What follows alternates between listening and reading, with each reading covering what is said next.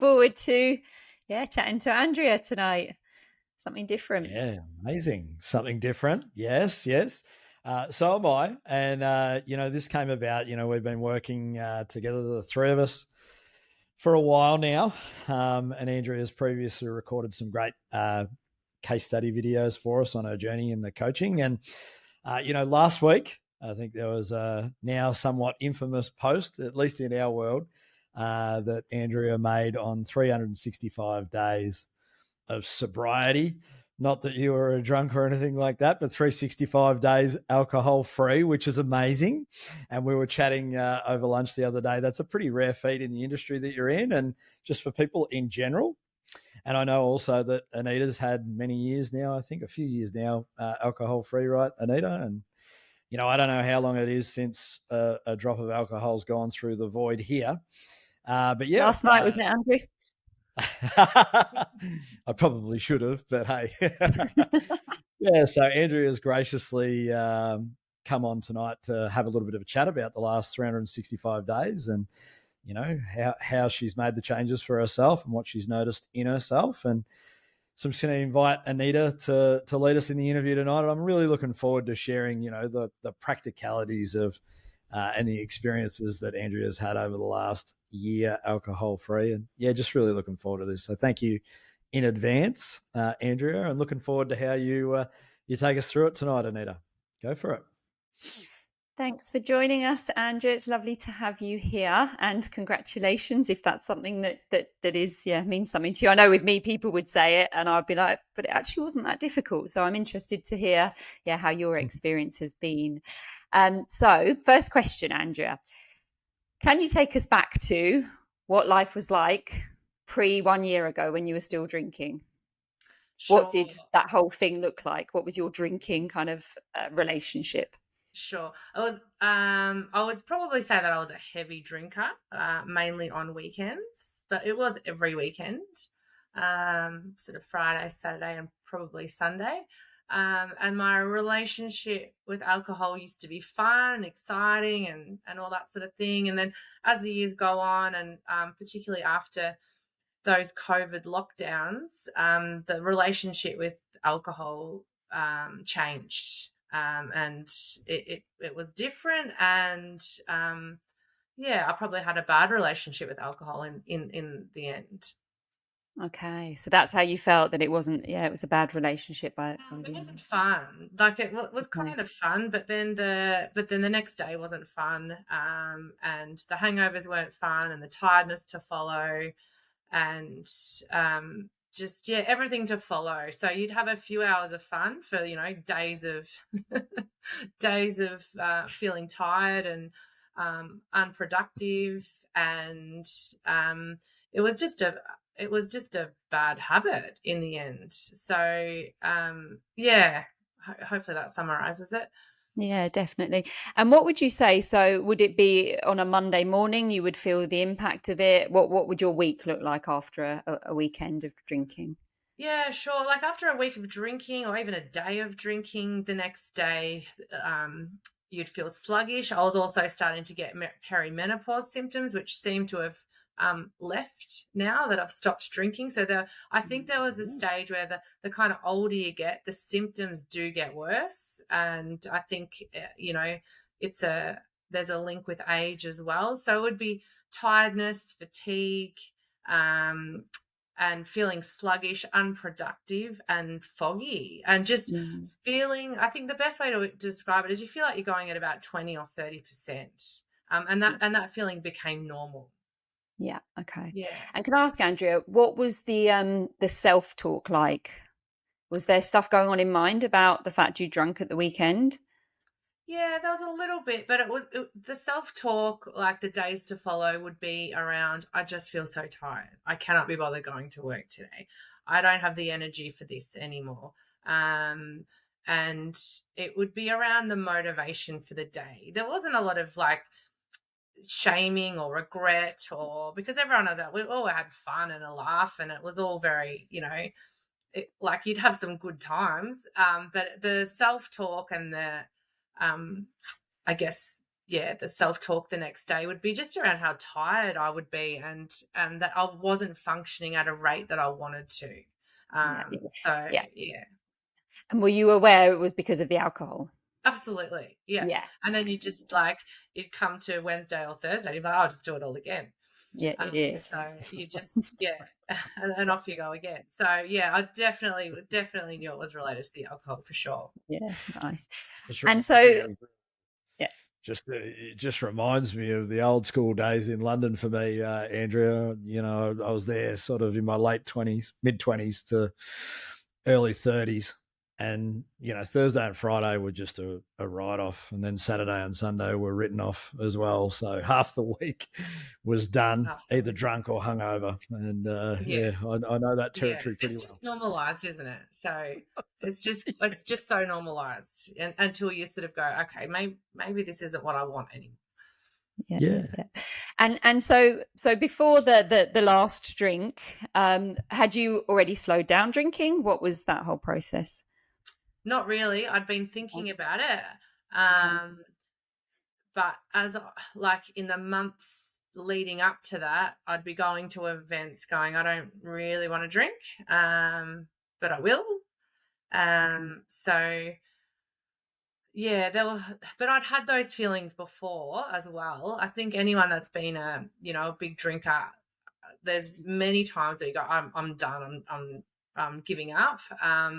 But this time, in the lead up to it, there certainly was some there was some things that happened, I guess, as to why. So the last time I drank, the next morning I'd had enough. Like I was this time I was done. But I guess there was a couple of things that sort of led me to that day and that decision. As a coaching group, we had done a session a few months prior about that stat where 1 in 7 people get a bad health report. Or, if someone gets a bad health report, only 1 in 7 people can actually make the change. Oh, yeah. And at that time, I had really high blood pressure, and I had a minor problem with my heart health, which they wanted me to take a statin for. And when we had that session in the coaching, I'm like, that's me. I'm the 6 out of 7 that don't want to change. I just like swept it under the carpet.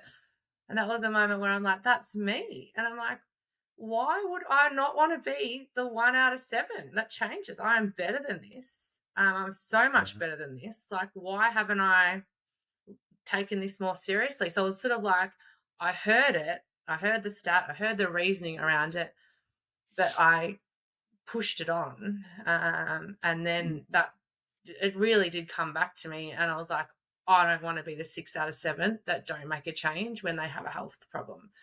And so I've become the one out of 7. The other thing is my mum, as you know, passed away suddenly. So I don't know if you haven't lost anyone suddenly before, it's an experience. And that just reminded me how precious life was. And I think we all think we know how precious it is, but for me, I'm not sure if I really did know how precious life was. And so those few things definitely took me on the journey to that decision I made that day. Yeah, lovely. Thanks for sharing that, Andrea. And so on that day, when you were going to the event, did you know that was going to be your last time drinking? Had you already told yourself that? No. So go on, talk us through what happened. No, I had a great day that day. I had a really good day. Yeah. And it was a great day. And it was the next morning. I was like, oh my God, I feel horrible. And here we go again for another 2 or 3 days feeling horrible. So it was the next day when I'm like, I am done with feeling like this. Like this is it. I don't want to feel like this anymore. Amazing. Yeah. Amazing. So I had no idea on the day. Absolutely no idea. I had a great time. Yeah. And I think I remember you saying, just correct me or let us know about this part, is that you, on that day, you said you were done, but did you think you would get through a year without drinking? What were the thoughts around it? No. So it's weird because, like, I was done and I didn't know what it looked like. I didn't know how I was going to do it or what it looked like. All I knew was that I need to really try and have a break from this. Yeah. So my narratives kind of started like I'm having a break from drinking, Yeah. or I'm not drinking today. And then at about the 6-month mark, it changed to I haven't drank for 6 months. I'm not drinking at the moment. And then at about the 9 months, it's changed to I don't drink anymore. And so it sort of went from a day-to-day thing, a week-to-week thing, to a more permanent thing. So there was no rules put in place. I just knew that I just didn't want to do it, but I didn't know how I was going to do it. Yeah. Big one. Yeah. Not having the rules as well. And I think that's definitely something that, people listening may be able to relate to as well. We can sometimes try and put these rules in place, and often we can end up breaking our own rules because it's this quite hard line, whereas it's quite normal with the coaching that we do to not put the rules in place and to allow ourselves to kind of go moment to moment and just to see how things unfold. Yeah. So Andrea, what in that time, so afterwards when you weren't drinking anymore, what was your strategy for not drinking? How did you stop yourself, or what did that look like? Was it an effort to not drink? How was that even that change of habit, was that difficult to even break the usual habit of having a drink when you would have done normally? It was definitely hard.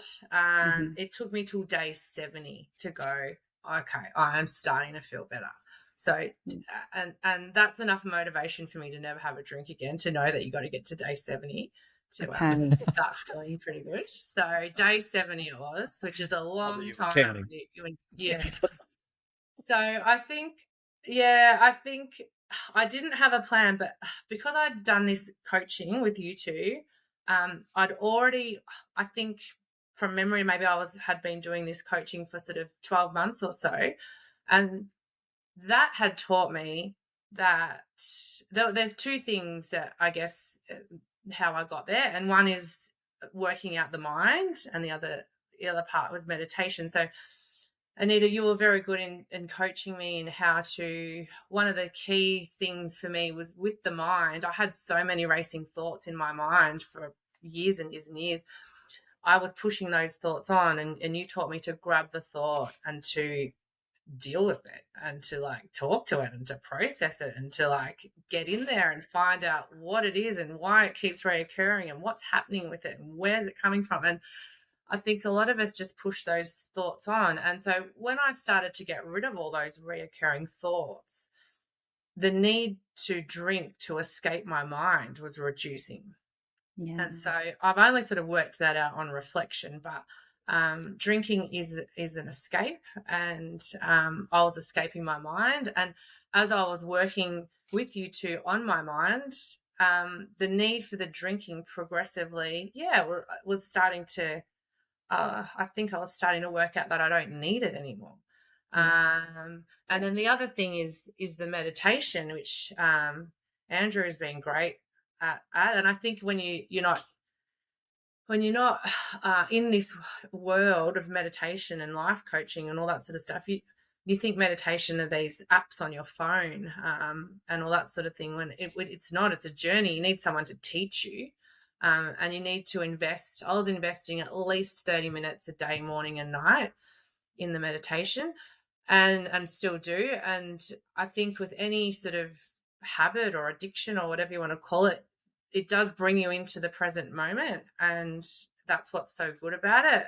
And when you learn to meditate, it brings you into the present moment, and you learn to be able to get the benefits of being into the present moment through something much more rewarding. But I think the key, if someone was to say what was it, and this sounds very woo-woo, so but I'll share it. It's great. Is Bring that it on. Andrew told me that I had to set an intention when I was meditating, and I was like, okay. So I learned how to meditate, and so this would be like 12 months into learning how to meditate, because it takes a long time. So to really get into the hypnosis state. So I was able to get myself into a hypnosis state, and then I set an intention that I wanted to prioritize my health and well-being. So Andrew said that's your intention, that's what you need to do. But I also set an intention that, I love my life. I love my alcohol-free life, and I would make sure that I could feel the intention. So I could feel what it was like to be alcohol free. I could feel what it was like to be healthy. And I could feel what it was like to be prioritizing my health and well-being. And it's that theory about, if you feel it in this hypnosis state through meditation, the body already feels like the event has occurred. Now that sounds woo-woo, but I swear to God, that's how I've been able to do what I've done. Yeah, it's amazing. Yeah, Yeah. it's so good, Andrea. And I think, all those things that you've mentioned there, it's that thing, as people are listening, it may not everything may work for everyone, Yeah, but that's there's true. there's, Yeah. there's a bit of everything there that Yeah. potentially could work for someone. And I think that's the beauty of it. It's like you've kind of worked out your own strategy. Even though we're here as your coaches, we offer the tools, but not every tool Yes. is accepted by every client. It doesn't work for everyone. And what you've done is you found your own strategy by taking bits Yeah. of things that you've heard in either sessions or in group coaching calls, or even you may have heard some stuff on the internet or whatever it is, and you found your own strategy to be able to to have found your higher value. In theory, you are now valuing your health over the and people go, oh, well, what do you do for fun? They'll say that to me or whatever, and it's like, well, it's actually fun to feel healthy, whereas it used to feel fun to be drunk. And it's that thing of the value. Once the values start to change, that's when things will really stop. Otherwise, when we're trying to put rules on ourselves, then we may not actually achieve a long-term kind of change. It's really got to be about the values changing for us to really start to be able to make those significant changes. So that's really awesome. Thank you so much Yeah. for sharing that. And I think just on that as well, it was like, it is a bit like saying before you were using the alcohol to escape your mind. And what you've done now is you found something much healthier to escape your mind, which is learning and understanding about your mind and then meditating. So it's kind of same, but it takes a bit more hard work. It's a bit of a slower process for a long-term gain to escape the mind in a healthier way, rather than just, the one-hit wonders. So, Andrew, do you want to go, Andrew? I was just really curious as go on, Andrea. Yeah. No, I think when you're working out what strategy works for you, so if you come into the coaching and you're trying to work out what strategy works, the strategy is governed by what calms down your mind and what helps you with all those recurring thoughts and the escapism stuff. It's definitely an interactive process. Yeah. I got a couple of left field questions. I'm just curious because I get asked this a fair bit too, because I'm a teetotaler for a while now. How's it been socially? Because obviously, you used to go out quite a bit. There's a lot of social events that were happening in your industry and in your life. And, how's it been socially for you with friends and, in the business, just not needing or wanting to drink anymore?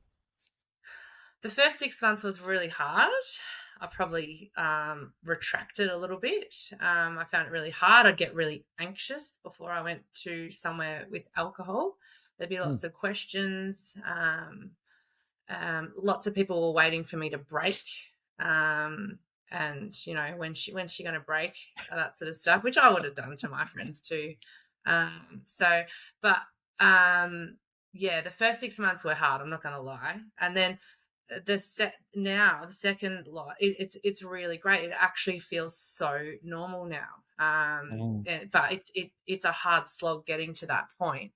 But it does feel really normal. And so I am socializing, not as much, but I am socializing and I do enjoy it. But your time, how you spend your time changes as well. You have all this new time for all this other stuff you want to do. But it is harder at the start for sure. And new energy, I think you were mentioning too. Like, it's not just, I guess, the time. It's like you've said to me before that it's the energy that you can bring to your life now that you don't have all the toxic stuff in it. Yeah. Yeah, that's right. I learned to go for breakfasts, for coffees, for lunches. I learned where all the alcoholic menus were that had the non-alcoholic wine, all that sort of stuff. I do if I'm at a social function and lots of people are drinking, like I've had enough after 5 hours, like it's time to go home, and I don't have any problems with telling people that I'm going home. Off I go. And I wake up pretty fresh the next day. But yeah, that's the hardest part, the navigating what life looks like socially now. Yeah. And And I can I wanted to just get ask a Andrew within that, because this is, oh, Okay. yeah, go on. But if you're going with the thread, go with the thread. And then I got a question that I think will really resonate with a lot of the Okay. audience. Well, a decent Yeah, segment yeah. of it. So go ahead, and then I'll. Yeah. So a word that comes up a lot when people are talking about, oh, am I going to stop drinking and all of this is peer pressure and what people think. Is that something that came up for you? Absolutely. Yeah, because Yeah. you change as a person. So all your friends see you change, and a lot of them Yeah. want, the old Andrea back. Yeah. And so they have to get used to the new personality as well. But yeah, it's definitely a process for everyone to go through. Yeah. So that was a little bit difficult to navigate with people, would you say? Um, wasn't difficult. It was just like you're a certain personality when you're out, and then all of a Yeah. sudden you're not. So Yeah. it's just part of the process of it all. Yeah. But it is difficult to navigate early on. It's like you still feel very anxious. People are still trying to offer you drinks. Got you. People sort of why don't you just have one? Why don't you have two? Why? Yeah, there's lots of questions, and you don't even really know the answers to them either, because you're like, I'm not drinking at the moment. I don't know what it looks like. I don't have the answers. So yeah, a lot of the time you don't. Yeah, it's uncomfortable for the first Yeah. 6 months. Yeah, Yeah, for yeah. sure. Thank you. Go on, Andrew. I was just curious, and I mean, it's difficult for me to put myself in your position here, but I know a lot of the audience would be interested in. You were talking about peripause earlier in the interview, and I'm curious about that. Like, what were the symptoms you were experiencing when that was happening, and then when you stopped the drinking, what reversed or what changed for you? Because I think a lot of people could resonate with that.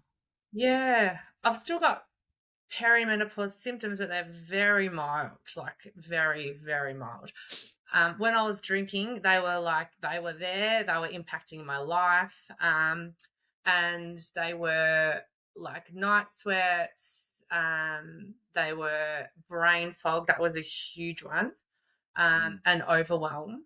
Yeah, definitely the brain fog and the night sweats and the fight or flight, like just flying off the handle for something just very small. That's just all gone. It's because the whole calming of the mind and the mood and all that sort of, it all just feeds into one another. So, and the biggest one was sleep. The sleep is like so good now. It was so bad. I didn't realize that alcohol stays in your system for 5 days. It's not just that the day after, it's the day after that and that and that again. And it is so disruptive to sleep. And I didn't realize it now. I feel like a new person because I can sleep. It's very important. Look like one too. Yeah. Amazing. Okay, have we got any last things to add? I know we're at time now, so Yeah, I do. I got one last question. So, like, if you picture yourself as a person in the audience, Andrea, and they're still going out for drinks, or can't maybe put down a bottle a night, or whatever it is, or going on 3-4 day benders. We've got all varieties that go on in society. If there was one piece of advice you could give folks, what might it be? Just don't beat yourself up in those moments, because there's so much fun to be had in those nights out. But it's got to come from a deep place of really wanting it, and you've got to want it. You can't roll out these changes because your partner wants you to do it, or your parents want you to do it, or your kids want you to do it. Like, you've got to really, really want it. And I think my advice would be to see how bad you want it, because you've just got to want it so bad that you're willing to make the change. And not many people can do it. That's the problem. It's I don't know what the studies. Yeah, well, it's 1 in 7, I think. Yeah, but not many people can do it. My advice would be not to fall into shame or guilt, or be hard on yourself, because it serves a purpose in the moment. But like, if I could give myself, if I could give that person some advice, it would be to get some help. For me, it's the calming of the mind and the meditation and the inner strength. Well, the calming of the mind and the meditation gave me the inner strength. But I do think it's something that you do need help with. It brings everything together, because it's not the alcohol. It's not the alcohol. It's what's behind it. And no one tells you that. You are not to know that. It's not what's going into your mouth. That is not the problem. Yeah. The problem is what's going on in the mind, and triggers and all sorts of things. It's all got to do with the mind. So it's not that actual drink going into your mouth that's the problem. Yeah, and I wish I had known that. Yeah, and it's that, I think for anyone listening, this is this is the most important thing to know, because they may not resonate with the drink thing, but it may be that you've got problems. It might be food, it could be drugs, it could be exercise, it could be anything that is anything that is consuming us. And it's the same thing. It's like getting beyond the surface of what we're using to help us to relax, or to escape, if we want to call it that. And it's that thing of being able to have that compassion for ourselves, understanding why we do what we do, and then not judging it if we do it. And I think that's the thing. It can often be for people that cycle of judgment that they get into, or we get into the day after. And then we get into, I'm never doing that again, but it hasn't been explored as to why they're doing and what the benefits of it is. Usually people go, there's no benefits of it. I need to just stop. And it's like, until we start exploring what it is that is serving in that, you had a good night, it relaxes you. And people go, yeah, it relaxes me, but, and it's like, stop the but and just look at, why do we need to relax? What's happening when we don't have it? We're not relaxed. So what's going on in the mind? What's happening in the body? And that's, I don't think you can do it without sorting out your mind. I don't think I would have just been able to give up alcohol. Like, I know I wouldn't have been able to. Yeah. I don't think you can do it without going and sorting out the mind. Yeah, for sure. Yeah, it was funny for me. Like, it was slightly different for me. I'd just meditated myself so much into this, what we would call, let's say, a meta state in the trade craft. But I just got to a point where I just didn't want any of it anymore. There was no conscious decision even made about it, but I just had absolutely no desire for it at all. And, after a while, I think the other thing that happens is, let's say you haven't had a drink for 30, 40 days. For me anyway, I don't know, maybe I'm an old guy now, but as soon as I have one, and I haven't had one for a while, you just feel terrible, or at least I do anyway. So, now it's kind of, there's no wanting for it. It's a dry ginger ale for me at the pub, and the fellas give me these weird looks, but it's all good. Well, that's how I feel now. I don't want it. I don't have any cravings for it. I don't want it. It's so weird. It's like too good to be true, but I just don't want it. Yeah, so I totally get that. That's where I'm at, for sure. Yeah. And I think, just what Andrew said there as well, it's a lot of this is the meaning that we place on it. And once we start to change the meaning and the association with it, as I was saying before about that value piece, then it will start to taste a bit gross, or what used to make us feel good doesn't make us feel good anymore. Even that short period of time, for those few minutes, it's just not worth it anymore. So thank you so much, Andrea. It's amazing. Congratulations. And see where we all go from here. We might all have a drink together one day. I think we should. We should celebrate maybe 750 days or something. No, thank you both very much. Thanks for coming on. Yeah, thanks for coming on. A lot of people will get a lot of value out of this. So appreciate you, and thank you, Anita, for leading the interview. That was really cool. So, Thank you too. all right. Thank you, Andrea and Anita. We'll